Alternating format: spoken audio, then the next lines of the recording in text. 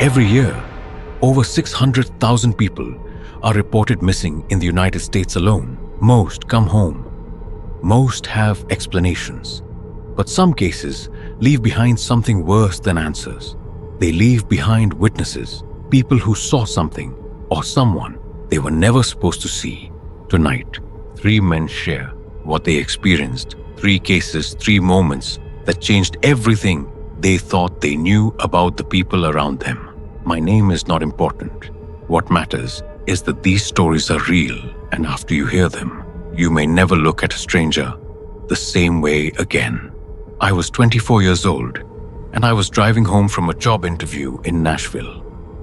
It was a 7-hour drive back to my parents' place in Virginia. I wasn't tired yet. I had a full cup of gas station coffee and a playlist going, but my back was tight and I needed to stretch. I pulled off at one of those state-run rest stops on I-81, the kind with the brick building and the vending machines and the little walking trail around a patch of grass. I'd stopped there once before with my dad when I was a kid. It felt familiar, safe.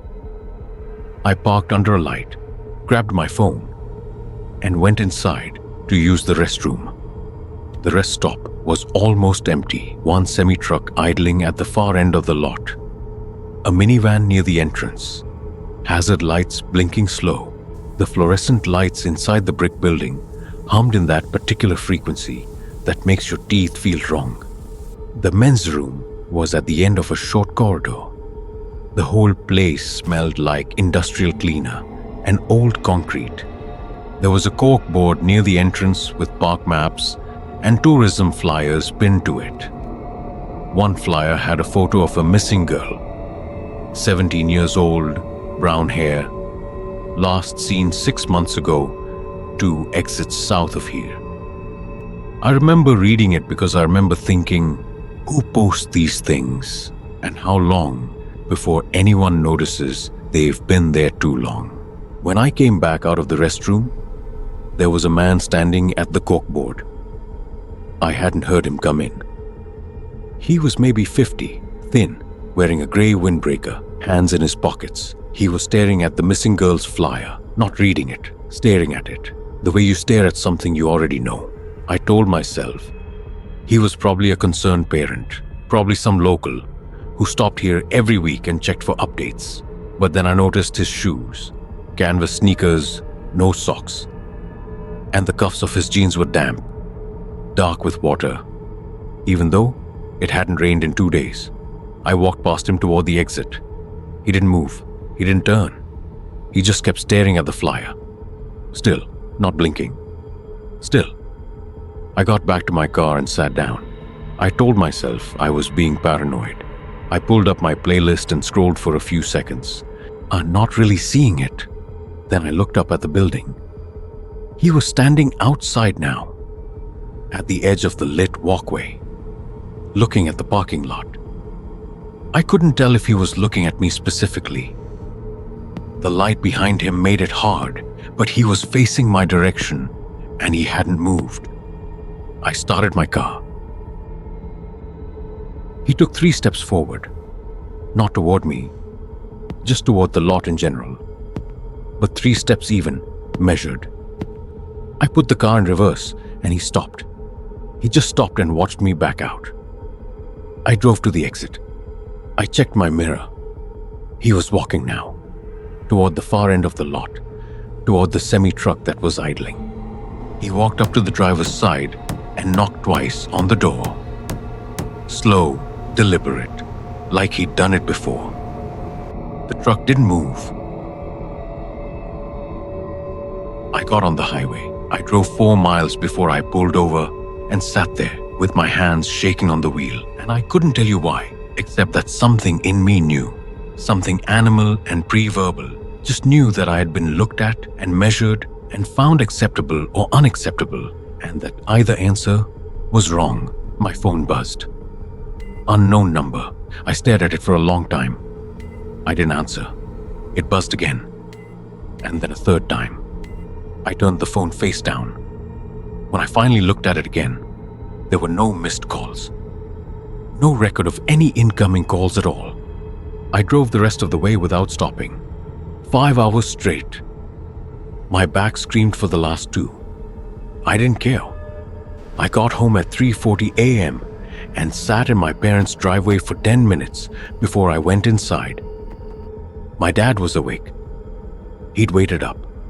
I told him I was fine. I made myself coffee I didn't drink. I sat at the kitchen table until the sun came up. 3 weeks later, I was back in Nashville for the second interview round.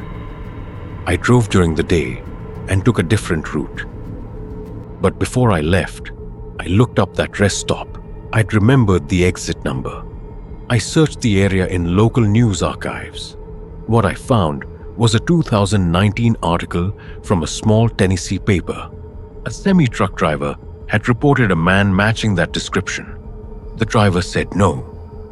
Said the man walked off into the dark past the tree line at the edge of the property and never came back to the lot.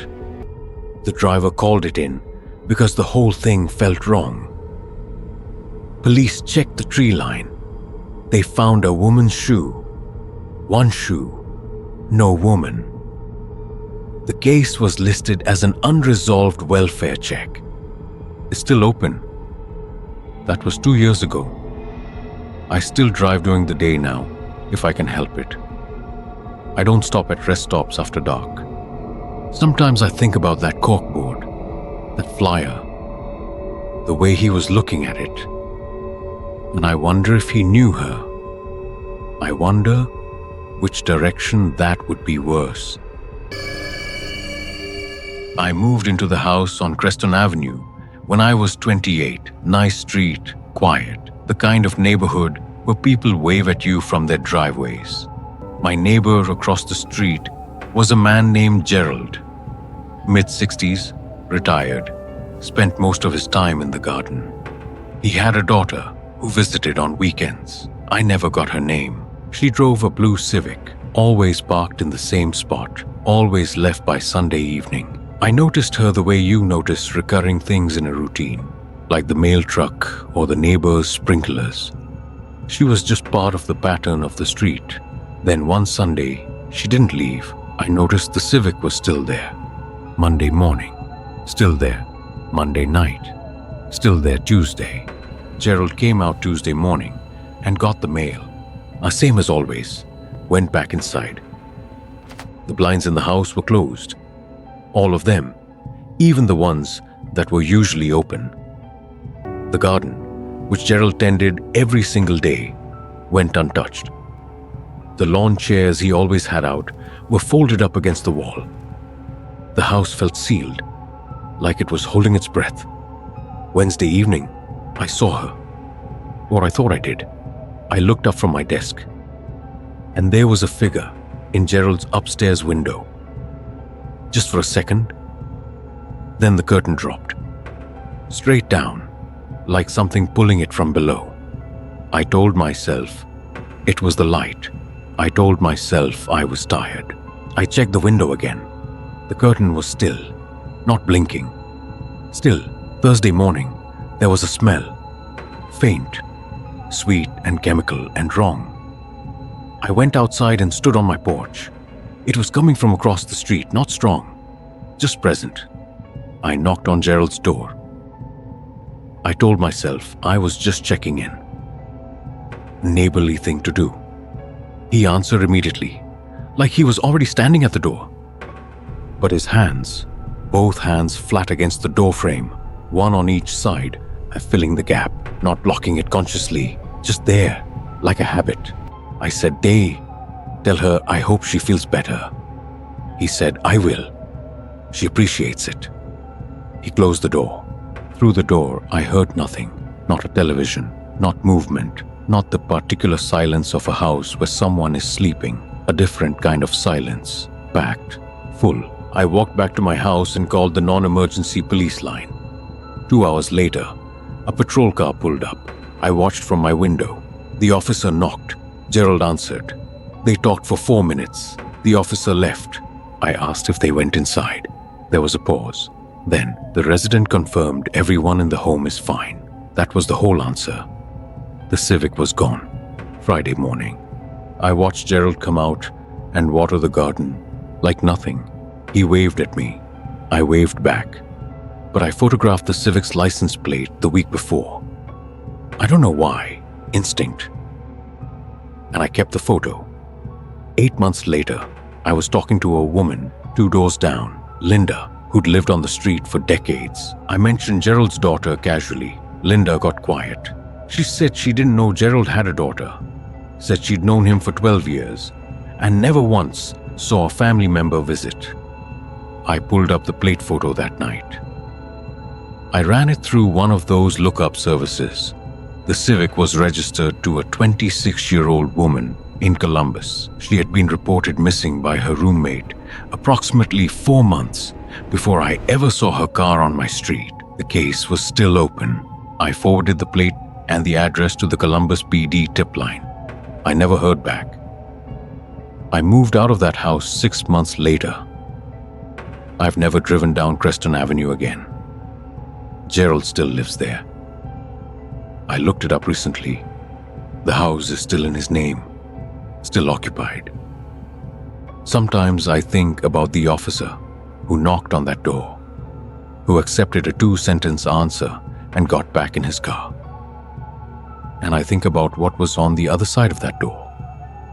Whatever silence I heard through it, that sound, that packed, full silence, I hear it sometimes when my own house gets too quiet at night, and I get up and I check the locks, every single one.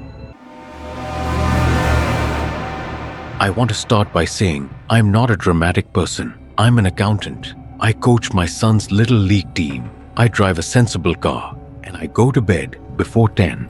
I tell you this because what I'm about to describe is not the kind of thing I ever expected to have a story about. I'm 38 years old, and until the summer, I turned 35.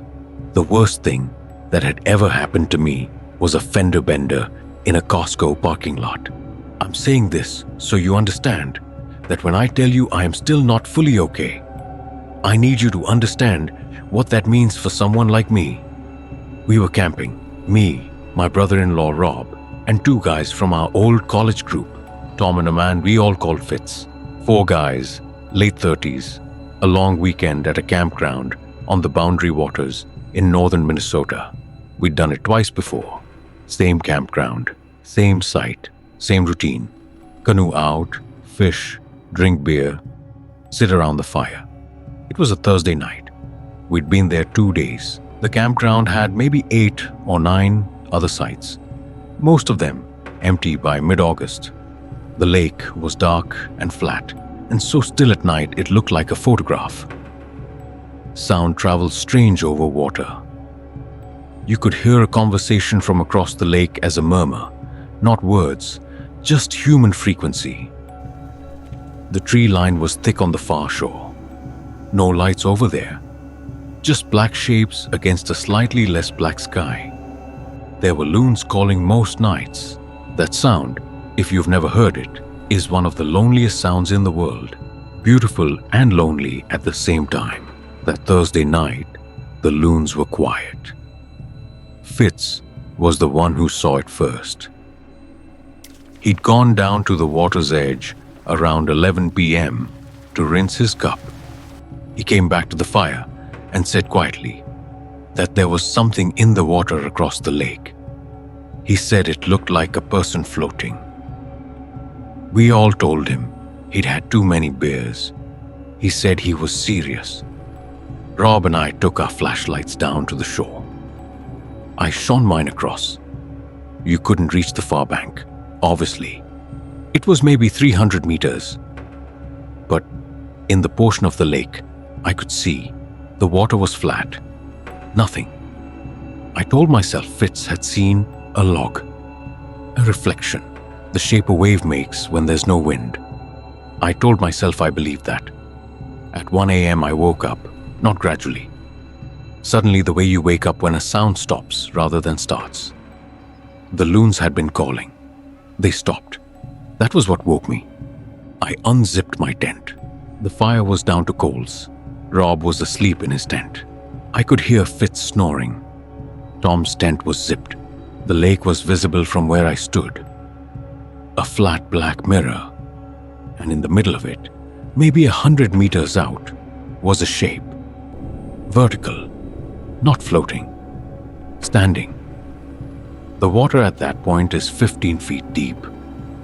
15 feet deep, and something was standing in it, with what appeared to be its head and shoulders above the waterline.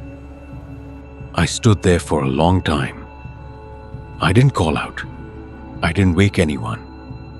I just stood there and watched it. It didn't move. For 20 minutes, it didn't move. Then it turned. Slowly, the way a buoy turns in a current. And it was facing me. I'm not able to tell you what I saw. Not because I didn't see it, because I did. Because I stood there in the dark for 20 minutes. And I looked at it. I don't talk about that part. What I will tell you is that I made a sound I have never made before or since. Something between a word and not a word. And I turned around and I woke up all three men. And I told them to pack. We packed in the dark. We loaded the cars. We left at 2 a.m. and drove 2 hours to the nearest motel. And I sat in the shower until the hot water ran out. Nobody argued with me. That's what I remember most. Rob, who makes a joke out of everything, didn't make a joke. Tom, who questions everything, didn't question anything. Fitz, who had seen something too earlier and been laughed at, just started rolling up his sleeping bag when I told him. We didn't talk during the drive. We didn't talk at the motel. We got breakfast at a diner at 6 a.m. And we talked about football. We checked out and drove home. We never went back. 6 months later, Tom called me. He said he'd been looking at news archives from that area, hadn't been able to stop himself. He found 3 things. First, a man had gone missing from a fishing boat on that lake in 2017. His boat was found drifting, empty, motor still running. He was never found. Second, a Parks Department report from 2019 cited unusual acoustic phenomena at that campground and recommended against solo camping there without further explanation. Third, and this is the one that ended the conversation, there was a local news story from 2021, 1 year before our trip, about a kayaker who had reported seeing a figure standing in the middle of the lake. The kayaker said it appeared to be looking at him. He paddled to shore and called the county sheriff. Deputies found nothing. But the article included a quote from the kayaker describing what the figure looked like. It matched what I saw. Word for word, it matched what I saw. And I had never told Tom. I'd never told anyone. That was 3 years ago. I still camp. I have a son and he loves it, and I'm not going to let this take that from him. But I choose the sites carefully now. I study the history. I check the depth charts, and I never, ever camp near standing water when there's no moon. The world gets very small and very dark without moonlight. Sounds travel too far, shapes hold too long. And some things, whatever they are, wherever they come from, they know when you're looking. They feel the attention, and they turn.